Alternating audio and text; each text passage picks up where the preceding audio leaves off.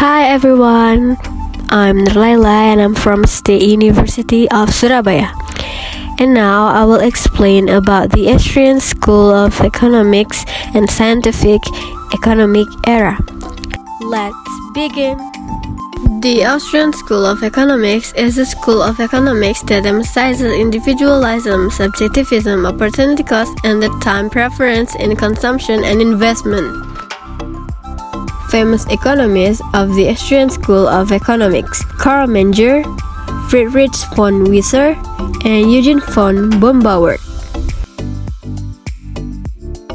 Karl Menger was born on February 23, 1840, in Neusandeck, Galicia, Austrian Empire, or now Nowy Sącz, Poland. He died on February 26, 1921, in Vienna, Austria.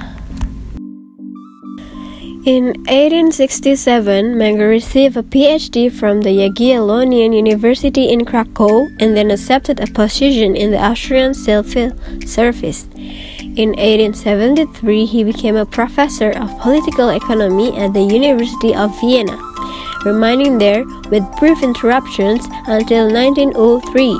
He then devoted himself to his studies in economics.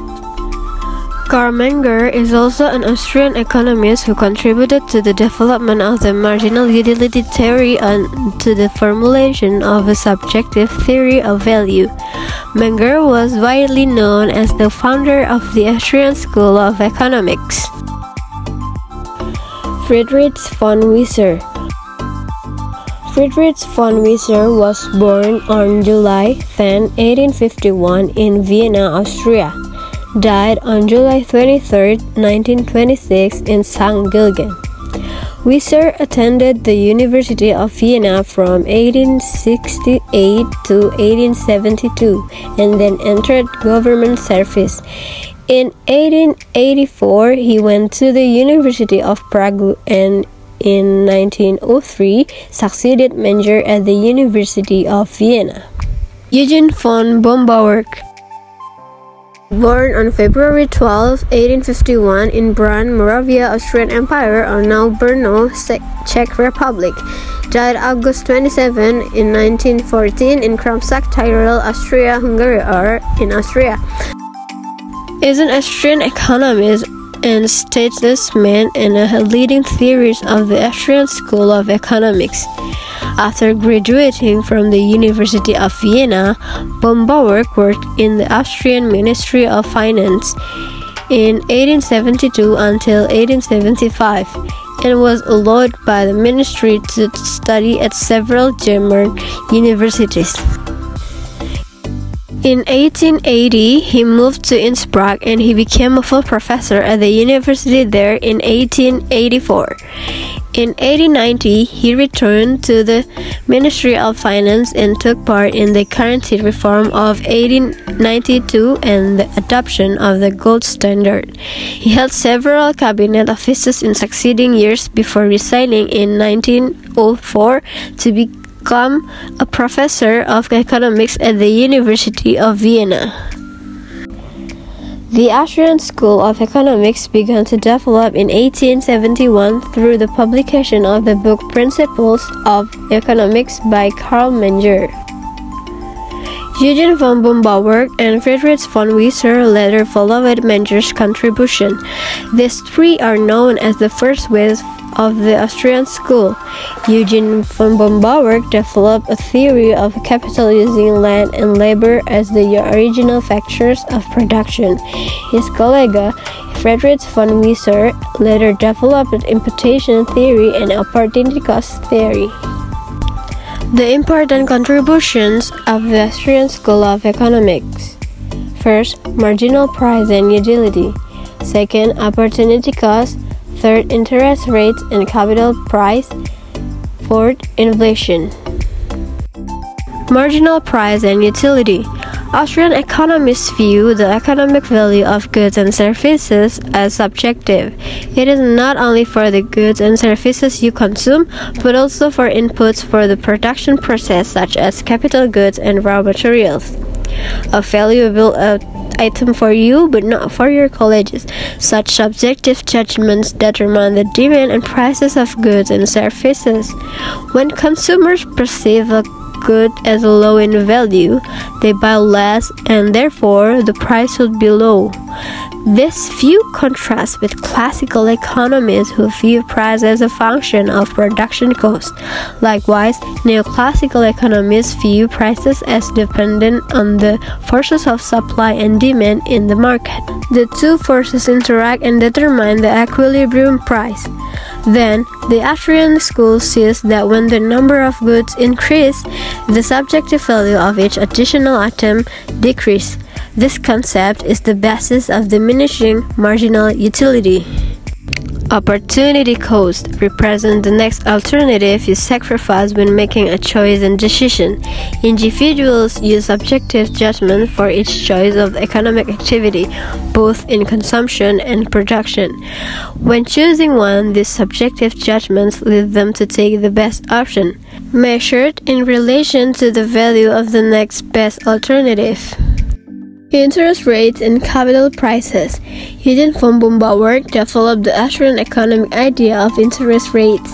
According to him, time preference is a determining factor in interest rates. Subjective decisions guide individuals when they should spend money, whether now or in the future. If individuals prefer to spend money in the future, they will save it. That leads to an increase in the saving rate and a decrease in interest rates in the economy.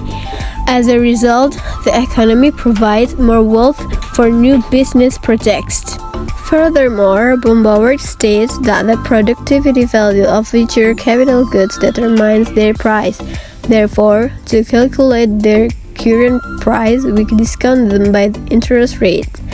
The future productive value follows subjective consideration of time preferences, which determine the supply and demand for capital goods. Inflation. Austrian economists explain the phenomenon of inflation through the concept of diminishing marginal utility. As the supply of money increases, its value decreases even more. Initially, additional supplies can serve several important purposes. However, subsequent upgrades serve only a less important purpose. The situation persists for every additional money supply. Thus, if the money supply continues to grow, the value of money will decrease. So now I will talk about scientific economic era. Do you know, even in the past, economics was called political economy and wasn't a formal science. At the end of the 19th century, political economy has changed to economics. It's all because of the rapid development of economics since the publication of the book Principles of Economics by Alfred Marshall.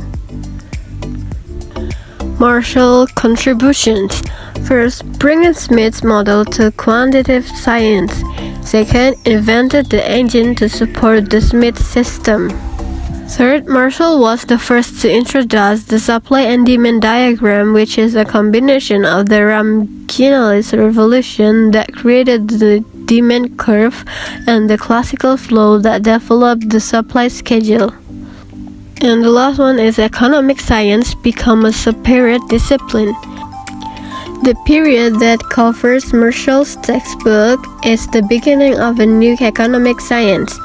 By the turn of the century, major universities had finally established faculties of economics, which were separate from law, mathematics, and political science.